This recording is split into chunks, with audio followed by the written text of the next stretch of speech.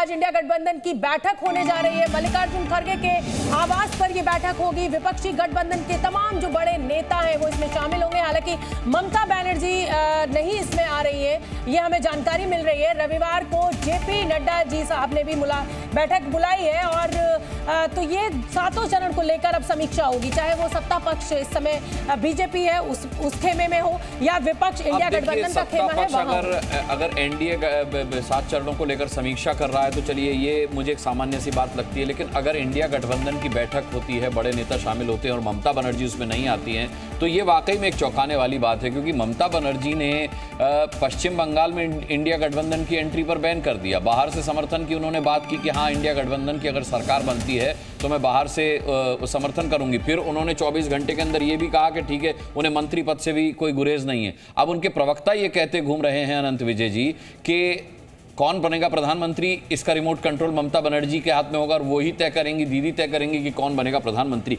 भूमिका क्या रहने वाली है ममता बनर्जी की, ये समझ से बाहर है थोड़ा। और वह हीट देकर रखी हुई है शुरू से, आप देखेंगे तो वो एक अपने तेवर में अलग नजर आ रही है। मुझे लगता है कि कुछ दिनों पहले कांग्रेस के मीडिया सेल के जो महासचिव हैं जयराम रमेश जी ने बड़ा अच्छा वक्तव्य दिया।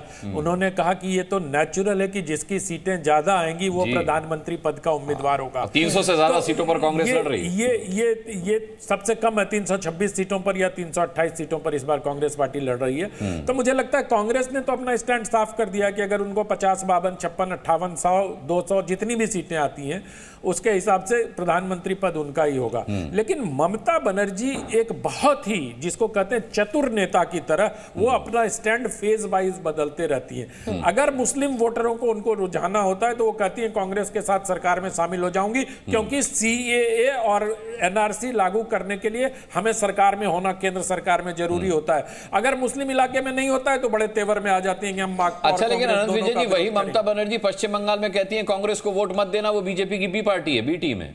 वो आरती टिक्कू आपके पास भी आएंगे। नहीं, पहले आप आनंद जी अपनी बात छोटे में पूरा कर लीजिए। बी टीम कहना तो किसी को बड़ा आसान होता है, किसी को कुछ भी कह दीजिए, बी टीम कह दीजिए। ममता बनर्जी ने लगातार कांग्रेस के खिलाफ और कांग्रेस ने ममता बनर्जी के खिलाफ बयानबाजी की। इतनी बढ़ गई है बयानबाजी कि कांग्रेस अध्यक्ष मल्लिकार्जुन खड़गे को लोकसभा में सबसे बड़े दल के नेता अधीर रंजन चौधरी को कहना पड़ा कि आप थोड़ी अनुशासित होकर मर्यादित बयान दिया करिए। तो दोनों उसके बाद सीपीएम में कितना, सीपीएम से तो ममता बनर्जी का पुराना बैर है, क्योंकि उनको लगता है सीपीएम वालों को कि ममता ने उनके किले को ध्वस्त किया भी। तो मुझे इन सारी चीजों को देखते हुए अगर समग्रता में सोचेंगे तो ये जो आज बैठक हो रही है, आज मैं राजकिशोर जी से हंसी मजाक यही कर रहा था कि आज शायद देश को नया प्रधानमंत्री मिल जाएगा। अब मुझे अगले 1 मिनट में इलेक्शन हेडलाइन लेनी है और अब आप आनंद विजय को कहिए, बताइए, क्योंकि वही कह रहे थे महिलाओं को मौका दिया जा रहा है, उन्होंने आपको मौका नहीं दिया। मुझे तो आपसे सवाल लेना था। Zee News.